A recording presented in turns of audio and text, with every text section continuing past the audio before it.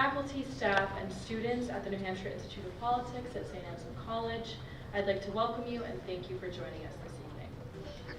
The Institute's mission is to educate, engage, and empower citizens of all ages to actively participate in the civic and political life of their local, national, and global communities. A nonpartisan organization, the Institute has been dedicated to promoting an educated citizenry for the assurance of a healthy democracy for over 20 years. Tonight's program will feature a moderated discussion and a behind-the-scenes look into the NBC Boston original docuseries Life, Liberty, and the Pursuit of New Hampshire. This series follows a libertarian political migration known as the Free State Project, a movement which began 20 years ago when one man penned a manifesto encouraging 20,000 libertarians to sign a pledge and move to the Granite State for more freedom. The Free State Project has shaken out politics and communities in New Hampshire and is growing in strength and numbers. Today's discussion will be moderated by the Institute's Executive Director, Neil Levesque. Joining him and sharing their insights is Alison King, Shira Stoll, and Dan Ferrigan. Alison King is the executive producer of Life, Liberty, and the Pursuit of New Hampshire. Alison joined NBC 10 Boston and NECN in 1995 as the station's first Connecticut bureau chief. 9 months later, she moved to Boston and to become the station's political reporter. Since then, Alison has covered 7 presidential races and a wide range of New England political stories, including a documentary on the late Massachusetts Senator Ted Kennedy. She has earned a number of awards for her work, including 3 Emmys, 2 Gracies, several Associated Press awards, and she was a contributing member to the NECN's 2000 DuPont Award. Shira Stoll is the co-director and producer of Life, Liberty, and the Pursuit of New Hampshire. She is a regional Emmy and Moreau award-winning video producer and journalist on the Special Projects and Streaming Unit at NBC 10 Boston, working on long-form narratives and investigative stories. Stoll was awarded a 2022 Regional Edward R. Moreau Award for her role on the project. Where I'm Really From, a 2022 New England Emmy for the Chinatown Massacre documentary, and a New York Emmy Award for Where Life Leads You, Stories of Staten Island's Holocaust Survivors. Award-winning journalist and filmmaker Dan Ferrigan is the co-director and producer of Life, Liberty, and the Pursuit of New Hampshire. Ferrigan has worked around the world in nonfiction storytelling, and he was the cinematographer on the documentary The Way We Get By, that was released theatrically in July of 2009, playing in over 60 cities across the country. Dan grew up in Winslow, Maine, and currently resides in Needham, Massachusetts. Thank you so much to all our participants in tonight's program, and without further ado, please join me in welcoming tonight's guests of the New Hampshire Institute of Politics.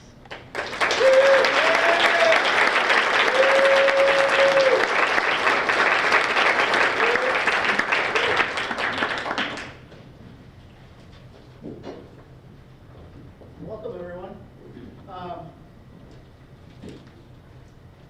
It's this kind of discussion that this institute was built for. So it's wonderful that you're all here. We're going to have a little discussion with some Q&A from me, and then we'll go to Q&A from the audience. So Alison, Dan, and Shira, what really compelled you to make this project, to make this series on the Free State Project? What was it about this political movement that really drew your attention? Well, I think I've been covering politics in New Hampshire for a couple of decades, and I started to hear in recent years Free State this, Free State that occasionally, and I didn't really think much of it. And then the Croydon incident happened, and where the school budget was cut in half during one school board session where several dozen people, I think, showed up, and that was put forward by a Free Stater. And I heard that, and I said, no, they didn't cut the school board in half. I mean, you can't do that. And oh, no. And I looked into it, and I thought, oh, that's really interesting. And then the secession bill was coming up, and I thought, I thought that's a free state. No, you can't secede from New Hampshire, you know. And so I looked into that, and sure enough, there was a vote coming up, and then, you know, we started talking about it, and I pitched it to our executive producer, Erica, who's sitting over here, and she said, you know, that we realized there was much more to this story than just putting a 2-minute story on the news that night. And when Dan and Shira went up to Pork Fest, because we'd heard there was, you know, some Free State kind of an event, it sort of took off from there. You can sort of talk about that a little bit too. Yeah, I mean, I had been getting into crypto in 2021, and I realized I didn't know anybody else into it. So on Twitter, and I keep seeing these people that are into crypto talking about this event in New Hampshire, and I'm like, oh, geez, I gotta go to that. And then the more I'm in these meetings with Alison talking about the Free State Project, I'm like, what? And I was like, maybe you should send us there. I can learn about crypto. And we can talk to these people that are in the Free State Project. And then that's how it started to move from 2 interviews with Xandra and Jason to kind of get a little bit of the bones of the story. But then it moved into, let's find out who are these people that are moving and making the bulk of this movement. And I think once we got to Pork Fest, we realized that there was so much to the story. I mean, we met so many different people. I see Nick standing right there. He's one of the first people that we met. We were actually lost trying to go to Carla's talk. And we wound up meeting Nick, and he wound up being one of the main people that we followed throughout this series because he was just moving there. He hadn't even seen his apartment yet. He just came to Pork Fest and was about to move in. So, you know, he let us follow that process of him moving into his new home in New Hampshire. And we met so many people there that we realized that there was just all of these rabbit holes that we could go down to talk about the Free State Project that was beyond just what Xandra had to say, what Jason had to say, that there was this bigger movement that's happening. No, there were many layers to it. Yeah. That it wasn't just that this is, you know, I think I went into it with a little bit of my own bias of what, oh, libertarians, this is what they're doing, and then we realized it was a very giant spectrum of types of people and what their missions were and what they were trying to accomplish. Well, you should really be applauded for the fact that I watched all the series and I thought, this is a very good take on the overall thing. It's not a biased report. And I thought that it was interesting because a lot of the folks I think that you interviewed normally wouldn't want to get interviewed by the media. And how did you overcome that? What was sort of the tactic to get them on film so that they could tell their story? I think there were some Crusaders that did want to share their story, that, you know, all media is good media. So we kind of latched onto that a little bit, trying to interview people that were willing to go on camera with us. But then I think we just kept showing up. We just kept coming to things. I think that that's really important when you're trying to tell a long-form journalistic story where, you know, you have to keep coming. You can't just interview one time and then go away. You have to really get to know people, and I think we were able to really build those relationships with a lot of people in the Free State Project. And to tell a story that's, you know, that can be fascinating, I think you need 2 things. I think you need good characters and you need access. So we really just went where the access was. And there were quite a few Free Staters that gave us as much access as we wanted. There were some that it took a little bit of time, but there were quite a few that, you know, opened up to us immediately, and we went with it. And it wasn't just building access with members of the Free State Project, it was building access with people who didn't like what the Free State Project was doing. So a lot of people felt like, I'm not gonna go public with this because then they're gonna come and attack me, or they're gonna, you know, that makes me a target, or I don't want to put, you know, I don't need that hassle in my life, you know. So we had to kind of work through that too, that, you know, it's just about, you know, that we were not bringing an agenda to the party, or really trying not to. Yeah, I think, I mean, even the scene that took place right outside of here with the arrest, I was in the walkway and it was different to see your perspective after seeing the documentary. And it's like, okay, I understand what happened there, which I didn't get from being a witness on the whole scene. There's also no narration, which is really different than most news type reports. This is not a TikTok 3-minute segment that you see on national media like we see today. This is an in-depth thing. So what was the thought behind no narration, letting the folks narrate for themselves? Exactly that. We wanted people to tell their own story. I don't think it would have made sense for us to tell the story for them. I think everybody saying their piece is really what makes it, you know, where you can hear both sides of the argument, or all sides of the argument rather. And getting to see people multiple times, to share their story multiple times, being in different settings with them, I think is really what sort of brings the story forward. I think if, you know, we went to an event and it's like, well, so-and-so did this, and this is happening behind us, it wouldn't have been as engaging. I think seeing it in real time, people telling you exactly how they feel is, you know, ultimately I think what made it so it wasn't as biased as well. It felt like a little bit of it was our main job was to get in the way and then quickly get out of the way. Get in the way just enough to ask questions and then get out of the way, so then the story would be saturated with their voices on both sides. And, you know, everywhere we went, it was sort of, you know, we're doing this story on the Free State Project. Any way you feel, let us know. Like, we're trying to exhaustively talk about it. Like, every little town we went to, we just wanted to talk to everybody and anybody and let it be them talking. Yeah, and it is, you know, it's not the easy way to do it. It's actually really challenging to do it this way. As someone who has covered news for, you know, a long time, I'm all about running in, give me the good soundbite, and let me get out of here, you know, keep it quick, keep it short.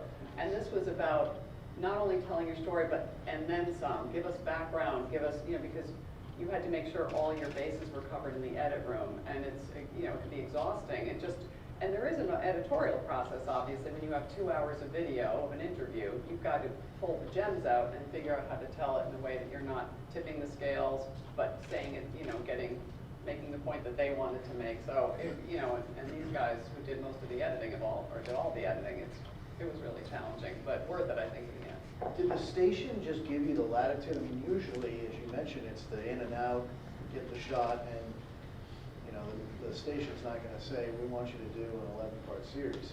So, was that a little bit of a struggle? Well, I went to Erica, not to continue pointing out Erica, but Erica showed up. she was the head of our specials division, and I think I talked to you for about 5 minutes, and you're like, I love it, we're doing this is great. And so, because we're in this under the specials umbrella, we get a little more latitude and leeway in how we can tell a story, and you know, the timing was good. I think we were you know, okay to get into a big long form piece, and you know, I think we needed, obviously, you know, management and Erica's backing on that, and I think they saw an opportunity to really give, you know, and this was like a perfect topic to tell, you know, a very layered story. Yeah, and we had the time to do it, but we also were working on other things. I mean, this wasn't the only project we were working on for all this time. I think the first interview we had was in May of last year, and the last interview we had was in January of this past year. But that's not the only thing we were doing. I mean, I also work on the investigative unit. Dan does some work with that, and the consumer unit as well. Alison was covering, you know, Governor's race. everything that had to do with politics. So there's a lot of weaving in and out of this project and also working on other things too. One of the things that I was struck by is you think about the Free State Project, and then you go to Jason Sorens, who has a piano behind him, who's about the most gentle person you could ever probably interview. Very different than what you would think of. Were you struck by that? Had you met him before? Yeah, I mean, there's that spectrum again, right? So, you know, I would not say that Jason Sorens is on the anarchist side of the spectrum. He, you know, brings a very academic, theoretical, you know, libertarian to his core, but definitely a different approach. Where, you know, some of the other characters you see throughout are much more in your face about it, and we want to do this and we want to do it now, and you know, I think there's probably some clashing between the two sides, just as there is in the Republican Party or the Democratic Party or any, you know, you've got your, you know, different ends of the spectrum, and they don't always get along so well. But I think you know, I think they do come together on several key issues, whether it's less government, lower taxes, and those kind of things. And I think that there's this feeling among Free Staters, not to put, you know, words in their mouth, but that it's the greater good they're trying to get to. So let's try to stick together on this as much as we can. And, you know, they've done a pretty good job of that. So when you interviewed former Governor Benson, I thought that was interesting that it was kind of controversial at the time that he welcomed people in a party, if you will, who are not Republicans. How did that strike you, and why was that sort of, it was kind of a minor thing in the film, but kind of a big thing politically to sort of welcome a group that was not going to necessarily be voting for you? I think when we interviewed him, he kind of just said it as this umbrella statement of, okay, well, I'm going to be governor. I want people to come to our state. They're law-abiding citizens. They should come, which is basically what the soundbite was. It was, I think, for him, at least from my interpretation, meeting him that one time when we interviewed him, that, you know, he just wanted more people to come to New Hampshire, make it a better state. I don't think it necessarily had to do with, oh, like, yes, please, all the Free Staters come here. I think it was just, people want to come, let them come. Small population state, let's welcome more people. Did he give any indication as to whether or not you thought that it was actually going to have the traction it certainly has had? Well, I think he realized that these are libertarians who are probably more Republican leaning than Democratic leaning, so that would help his cause. And I have had anti-Free Staters say to me, you know, you guys should have fleshed out the fact that he was a failed governor at the end of the day, their opinion, their take on it, because he lasted 2 years, and he really shouldn't have had that platform to sort of, welcome all these people in without, he wasn't a good judge of who would be, should be welcomed into the state. I mean, this is what some of the members of the other side said to me. So, the thing is, you could have told a whole episode probably on that era and that part of it. We weren't sort of focused on so much that as what's going on now. It's always a little risky to go into and take an examination of sort of a political party or a political movement that is a little controversial. So were you worried about the fact, this was your final project before retiring? Worried about the fact that here this is the capstone. I hope it goes well, but because as a reporter, are you sensitive to the fact that you might take criticism for your work, or is it something you just have to push through? Yeah, no, I mean, I joke that I get emails after certain stories saying, you're in the pocket of the conservative right, and then the same story, you're just following the liberal agenda, so I figure I'm doing something right when I get both those emails. But I mean, I think that one thing that we are really happy about is the fact that both sides of the story we told, the Free Staters and the anti-Free Staters, if you want to put them in those two groups, we got feedback that they really appreciated the fact that we didn't put the thumb on the scale on this, and that they both liked it.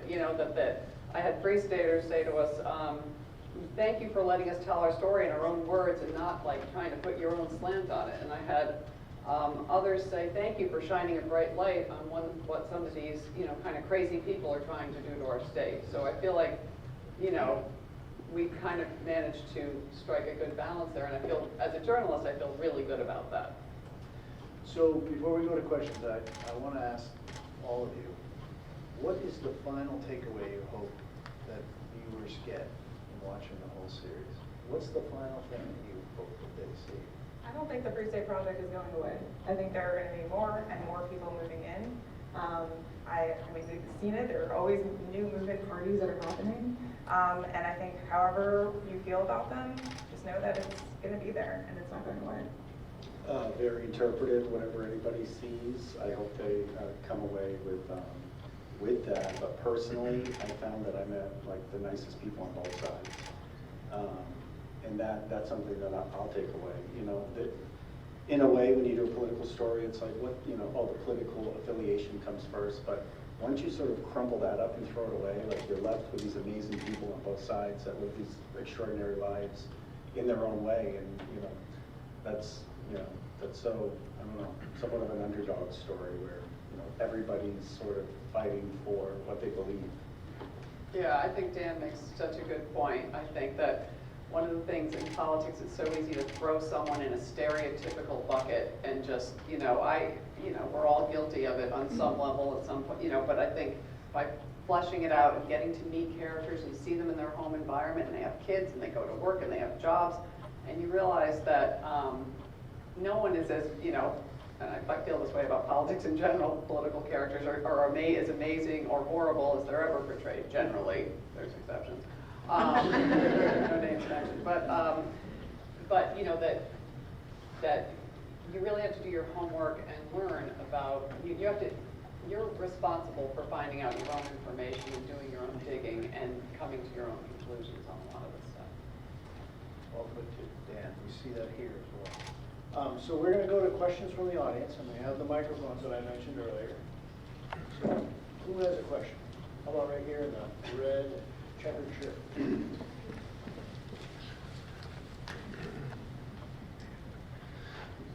Hi, Dennis Pratt. One of the problems that we always have in the Free State Project is people think that we're some sort of collective, that the Free State Project thinks this, or the Free State Project does this. And it's really 10,000 plus people doing different things around liberty. And it could be anything from crypto to communities to farming. It's really hard to get that across to libertarians, even though we're believers in spontaneous generation. I think it's really hard to get it across to a news organization. How did you guys approach this thing, this amorphous, you know, it wasn't like you could go, Alison, to the top person and find out what the story is, because there isn't a story that doesn't emerge from the bottom up.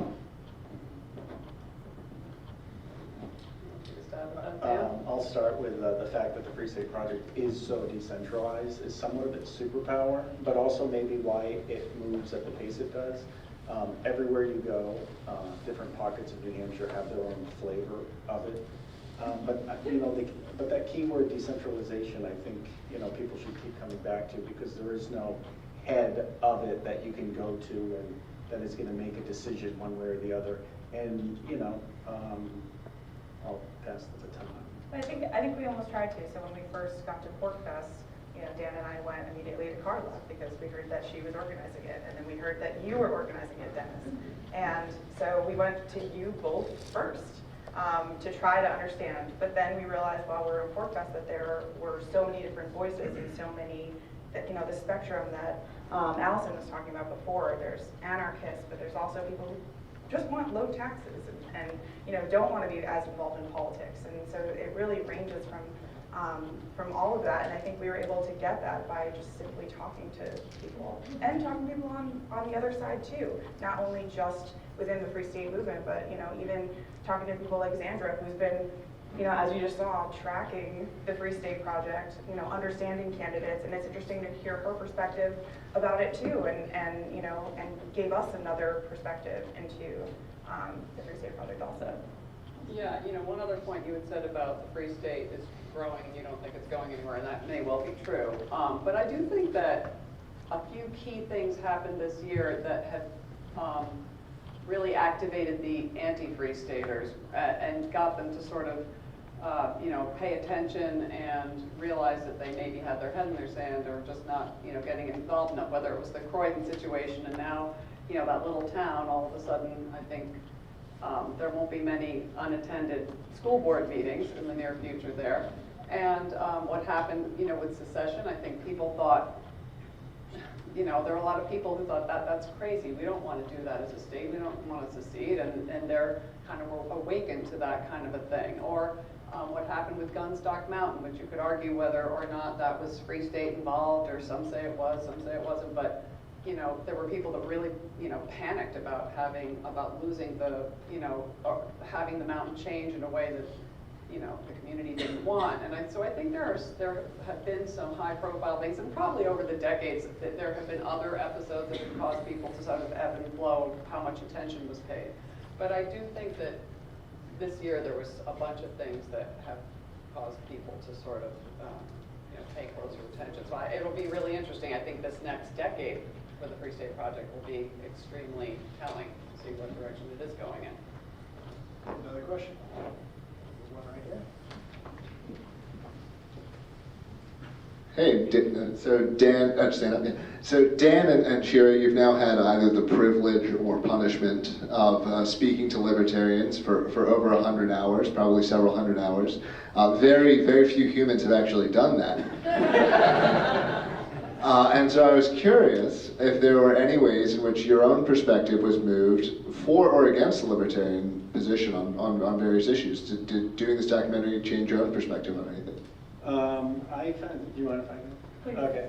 I just found that there's something about the libertarians that I kept coming away with, is I thought that people don't accidentally become libertarian. Maybe they do, but growing up, it was very easy to just become whatever your household was. But libertarians seem to have gone on these deep philosophical, soul-searching missions that they've run into many other political fields and realms and beliefs that they then finally funneled into becoming libertarians. So I just found it to be a group that was very well thought, well read, and frankly, I thought it was a very welcoming group to a media that I could tell they were very skeptical of, but in the same, but also just very welcoming and willing to take the chance to engage and have a conversation, which the group as a whole I find to be very willing to. They love to debate, they love to talk, and they love to engage in ideas, and that was fun.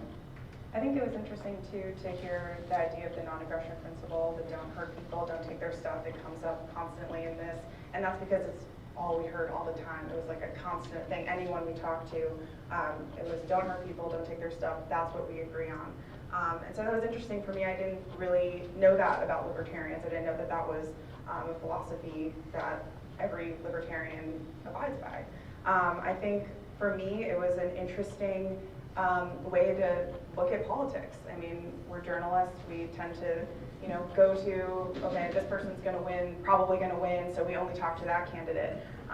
For example, when we were covering the U.S. Senate debate, we were one of the only media organizations that was interested in speaking with Bruce Benton. I mean, because we were following him for the documentary, but most people were just interested in speaking with Don Bolduc because they assumed that he was going to win. So for me, it was just interesting to speak to people that, or shed light, I guess, on a political idea that doesn't normally get a lot of media attention. There's a question down here. Oh, they're going to go here, and then we'll go here. Hi, my name is Brian Henchy, and thank you for doing the documentary. I watched all of it, and I thought it was visually stunning. It very well edited. I used to work in TV and radio a little bit, so it was fantastic. So, but that said, I did want to sort of mention that my sort of take on bias on the documentary was that it was a little bit biased, and just two examples. One is the first episode, I think, was called The Manifesto, and any of the Free Staters in the room can correct me if I'm wrong, but I believe that Jason Sorens wrote his master's thesis on the Free State Project. So obviously Manifesto kind of has a negative connotation because only crazy, insane people who do horrible, awful things write manifestos. So that's just one, and the other thing is, there were several times I was watching the series on my iPad where one of the anti-Free Staters, as you say, Alison, had said, they're dangerous, or they're, I'm trying to think of another word, hurtful or extreme, yeah, something like that. And what was killing me was I'm watching it on my iPad saying, why aren't they asking why? Because at the end of the day, whether it's Croydon or other things, secession, whatever, people get to vote on those things.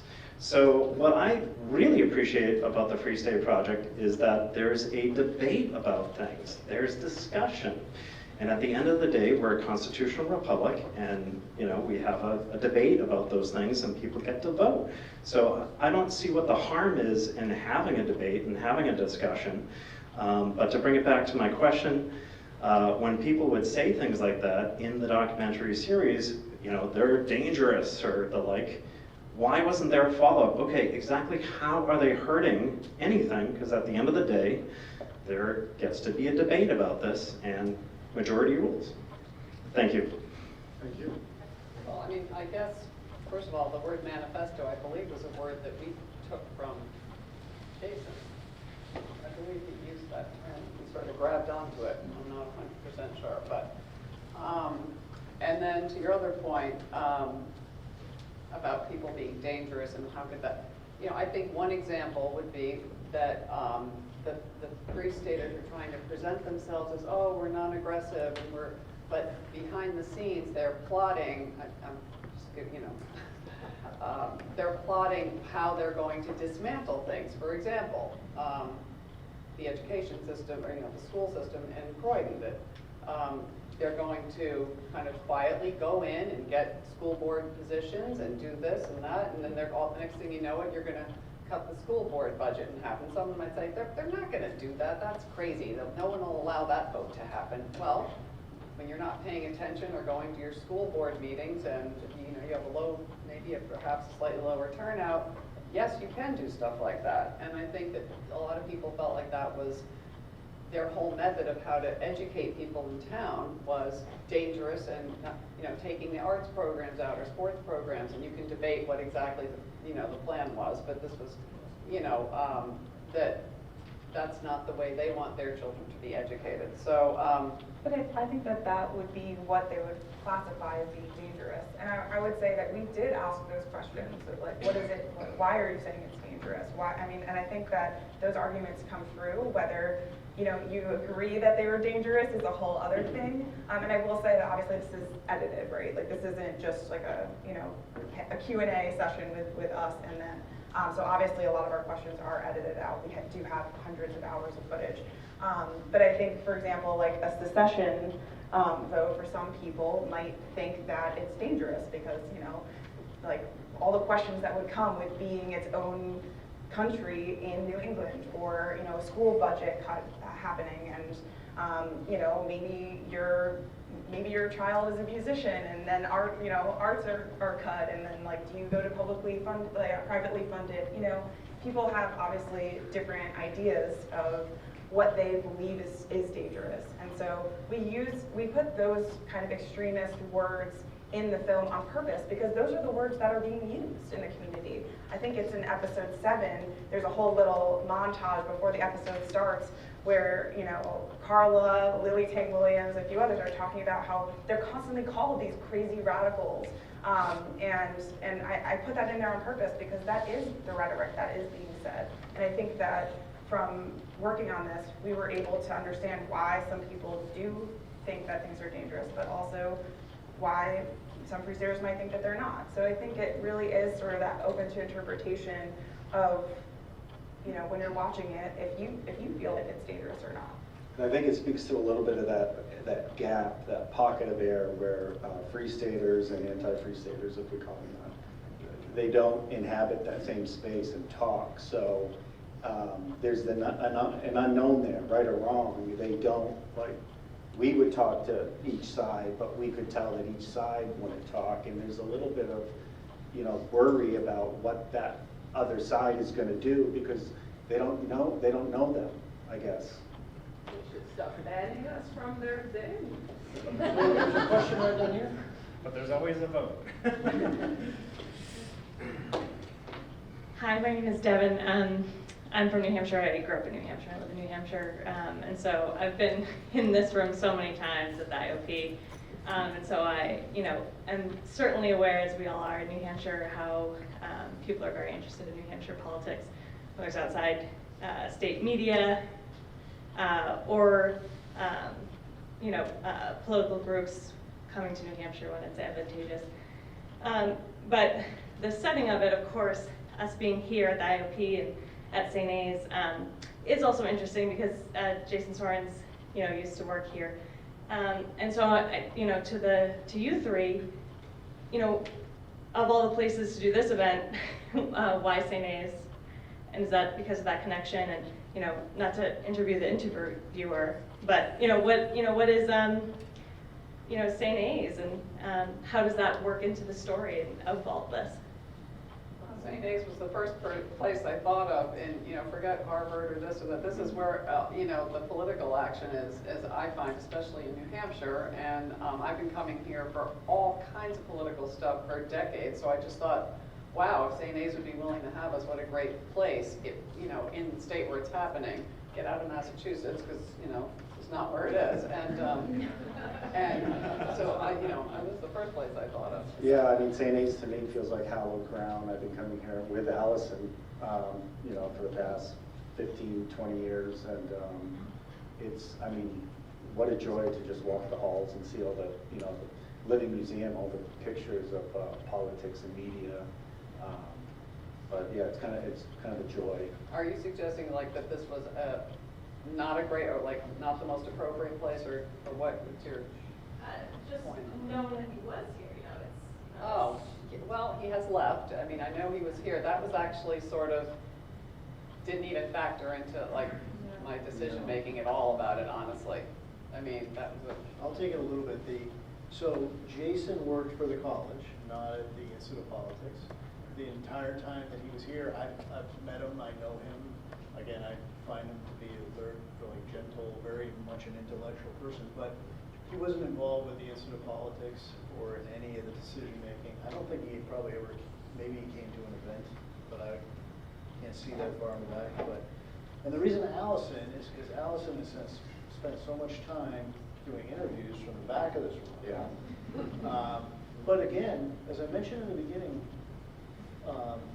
we want dialogue, and the argument in politics is good, and that's where it takes place. So it's wonderful that you would pick this place.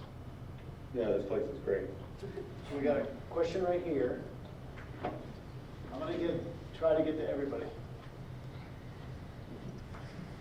So you've covered politics a long time, and one of the things I've noticed, especially lately, politics has become really divisive. You know, you get through the Trump era, and a lot of things are very hateful rhetoric. Everybody's an extremist all across the board. The one thing I noticed with watching the series is it seemed like on the Free Stater side, there was a lot of positivity, overwhelmingly. Did you notice any difference in tone, or I'd be curious to see your take on just kind of the tone of politics when it comes to talking to them? So are you saying that it's sort of refreshing to see a positive discussion about political things Yeah, in this very divisive culture we live in? No, I saw a stark difference with just, I didn't get a lot of negativity out of them. Maybe when talking about where they came from, but when they were sharing their stories and things, you could see a little bit of joy out of things, so. Well, I mean, you know, and Dan kind of touched on this. I mean, a lot of the libertarians we spoke to and Free Staters are, you know, very smart, very well-read, very knowledgeable people about what they believe in, and they sort of bring a whole different mindset and thought process to politics that, you know, you either like or you don't like. And so I think there is, you know, these are people who feel so passionately now about what they, you know, they believe in. You could argue there are Republicans and Democrats who feel extremely passionately about what they believe in too. And obviously we were talking to some of the leaders of the Free State, you know, project in many cases, but a lot of just regular folk too. But yeah, I think that was sort of a common theme, the level of passion that these, you know, people feel about whether you like it or not, you know, it's there. Yeah, I would say at the end of, I believe it's episode 11, there are characters that have been very negative against the Free Staters, but then at the end there's a little bit of a turn where they almost give credit to them in saying that, you know, do I want to live in a society built by, you know, libertarians? No, but thank God they're here to give a gut check against government, you know, overstepping, and a lot of what they believe serves a great purpose in the political discussion, and without them, you know, it would be lacking to not have that libertarian voice. Yeah, to speak about that. I'm sorry, were you going to say something? No. I was just gonna say, I think maybe the positivity goes back to, we didn't really want to put our own finger on it. We were just trying to have people say how they felt about everything, and that passion comes through. A lot of Free Staters are extremely passionate about what they're doing, and so, I don't think it would have been fair to hinder that excitement when, we wanted them to be able to share that. And what was, not Ian Freeman, Ian Underwood. Thank you. But anyway, in one of the episodes about Croydon, he says he's very, very passionate about how he was an educator, he studied education, he knows when he's talking about from the libertarian angle, and he says, he's made some comment like, I didn't expect this to happen, I just kind of threw it out there and it actually passed. So, there was passion, so he was very passionate about it, but then when it actually happened, I think, when you don't have a lot to lose, and you could argue the Libertarian Party doesn't have a lot to lose, they're not winning, races nationally, which is why they're, moving here.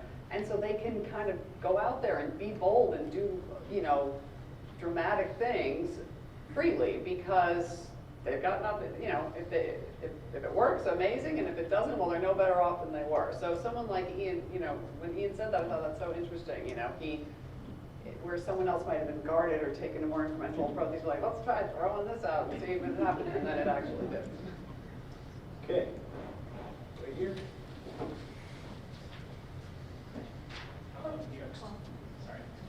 Hi, Brett Jesse from Bedford, just next door. I'm wondering if you had the opportunity or were able to get a sense for the general awareness of the Free Staters throughout New Hampshire, or was it more just a reaction to their presence in local pockets? For instance, 2 towns removed from Croydon. Did people have any concerns, or were there groups opposed or in favor of? I would say one of the most interesting things for us was, we've come up to New Hampshire quite a bit, and we'd go to a local coffee shop and we'd say, hey, have you ever heard of the Free State Project? And 9 times out of 10 people said, nope, no idea what that is. So we thought that was kind of interesting, constantly coming up, going to different coffee shops, asking different people that. But then I think that there are people who are very tuned in with politics. I would say more people who are probably running are more aware of Free State Project members and maybe communities that they live in. I think a lot of people in Keene are very aware of the Free State Project. There's a lot of civil disobedience going on there. There's an anti-Free Keene movement. There's a lot of things like that going on. But I would say that probably the vast majority of New Hampshire residents might not know about the Free State Project, from my interpretation. And I also heard a lot of, I just learned about this, or it seemed like this year, as I said earlier, there was a little bit of a uptick in recognition, some people saying things like, yeah, boy, I'm going to start paying attention now because I don't like what they're doing in my community, and that those were some areas around Croydon that, said things like, I'm going to start going to my school board meeting, but, I think overall, if you probably polled everybody, I don't think it would be particularly high. Question? There's more hands going up. Girls Rule shirt there. And then we'll get down here at the front. Girls rules, boys drool, sorry. All right, so my name is Lisa, and I'm born and bred in New Hampshire. I grew up in Nashua, which is a border city of Massachusetts, and I can't say how many times the term masshole was said in my house, because that they're driving, they would move here, and they wanted to implement sales tax and an income tax. They would come shop here and they'd be fine with it because they would get that, but then when they would move here, they would try to change us to Massachusetts and bring those things that they moved away from here. So I, for one, applauded the Free State Project. I wanted people to move here that weren't going to try to push and change, more freedom, I think, is great. And to me personally, the most people that I hear complain about it are people who have moved here from other states. And that's just an observation. Maybe I don't have a question, but I know Xandra Rice Hawkins, who's the biggest anti-Free Stater there is. She's not from New Hampshire. She didn't grow up here. She's a transplant, and she brought stuff like that, that she wants. So, isn't she kind of a hypocrite?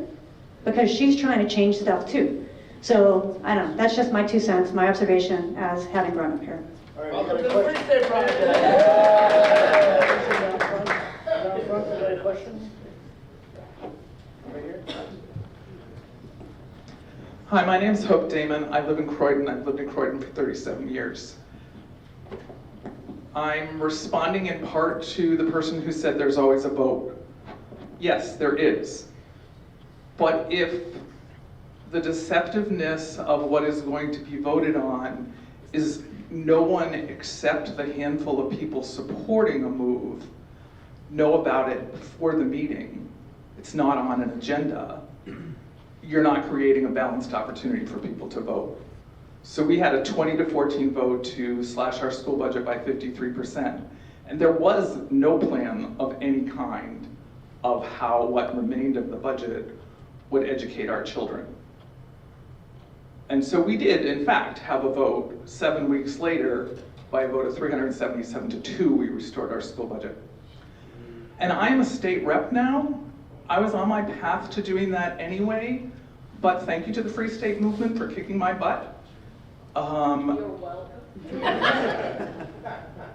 I think it is critically important for people to be informed voters and to participate as voters. What happened in Croydon could happen anywhere. If you just assume status quo will be maintained, that we all know assuming is not a credible approach. So that's not really a question, but I do have a question. Is there a follow-up to look at what might the Free State Project be intending to do at the State House in New Hampshire in terms of women's rights, other freedoms, gun legislation? Is there a follow-up of any kind intended? Season 2. And thank you. When we sneak back in. There are it seems like dozens of follow-ups that could be done to this story. That will be, done at some point. But yeah, you're right. I mean, for every episode, there is so much even more to be told and to follow up on for sure. I will say for sure there will be a follow-up. Episode 10 is about the Crypto 6 trial, and Ian Freeman is going to be sentenced, as well as Daria DiMezzo, so we will be continuing to follow that trial, or follow that sentencing rather, and what happens with that. We will also be at Porkfest again this year to talk to more people and continue to follow up on this. All right, we have time for one more question. So I'm going to go right here. Random, completely random. Thank you. I've lived in New Hampshire since 1984, and my question is about the nature of whether there's a difference between people who are attracted to the Free State Movement than people who are attracted to other political movements. For example, well, notably, the Free State Movement encouraged people from out of state to move here, and they've been successful at that. And so it seems to me, by definition, they've attracted people who have not laid down roots where they had been to the extent that other people had who weren't free to move up. I think it's undeniably a characteristic, at least to some extent, of the profile of a good portion of Free State people, and I'm wondering if you were able to examine that at all. So, I'm sorry, your question is whether people from Out of state move here for the... Not because they were out of state, because they were free to move from where they had been to New Hampshire. Is that a different personality subset of the political population than others? He's suggesting they're transient in some way. I'll take a slice. Yeah. So It's not a value judgment. let's start with this. I think that the early movers may have been, when it's more of an ambiguous idea, you might get people that can take more of a risk. But what we found in the past few years is actually you're finding people that already have roots in other places and are willing to pick those roots up and bring them here. Young families with child on the way, as we profiled Connor. Yeah, we found a lot more people like that. And talking to people at Pork Fest, they seem to have noticed also a pattern with many more young families moving here that aren't just transient. You know, I mean, I think it gets back to the whole, you know, the whole purpose of the Free State Project, or the original goal, which was to get people from around the country, and I think, you know, to congregate in one place. And to Dan's point, I think maybe some people now are saying, wow, the people really did go there. Maybe, and they're maybe placing more consideration on whether to uproot their family, because they don't just see it as a, you know, pie in the sky thing. They see they're actually attracting people. But I mean, it is an unbelievable notion to think that you would uproot your whole family and, you know, take kids out of school systems or whatever, and, you know, start a whole life all over again. But I think it also gets to the passion of the people who feel very strongly about making, you know, a libertarian society. I don't know if that totally answers your question, but we have time for one more? One more? Sure.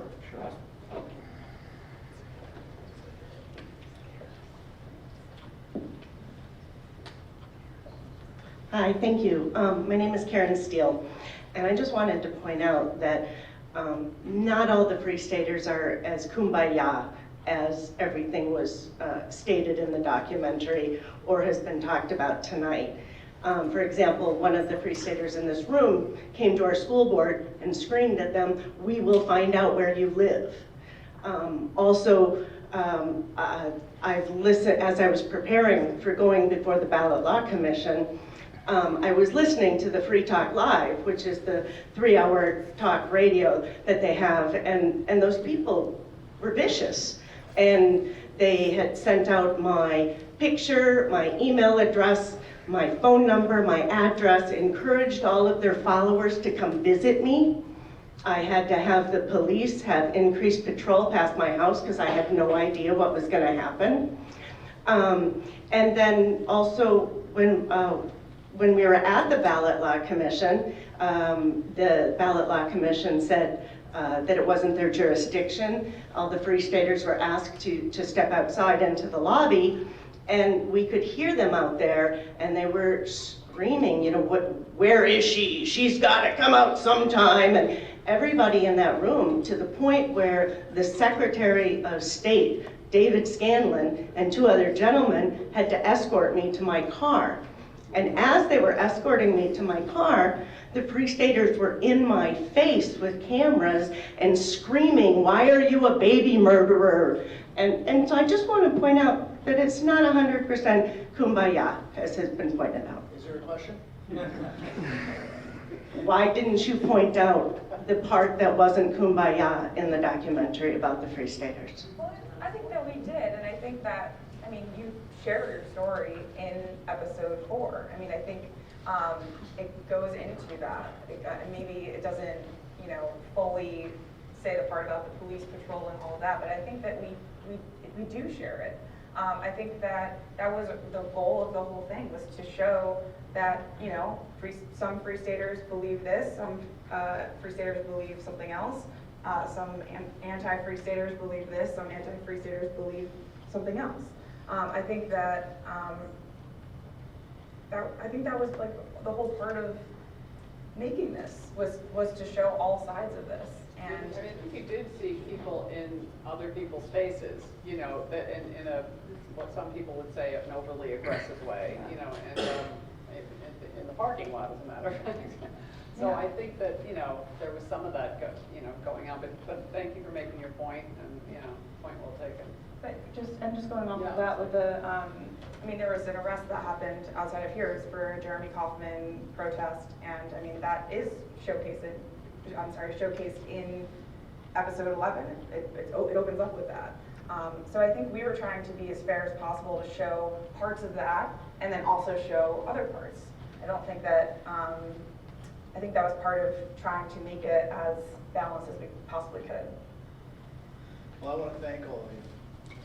This has been great. The 11-part series was great. Very informative. I actually, from a personal perspective, seeing what I see here at the Institute. I had a completely different perspective after watching both sides. It was great. And I want to thank the audience too for coming. And those of you who appeared, many celebrities now. So, thank you, and we'll do more events like this in the future, and I appreciate you all coming. Thank you.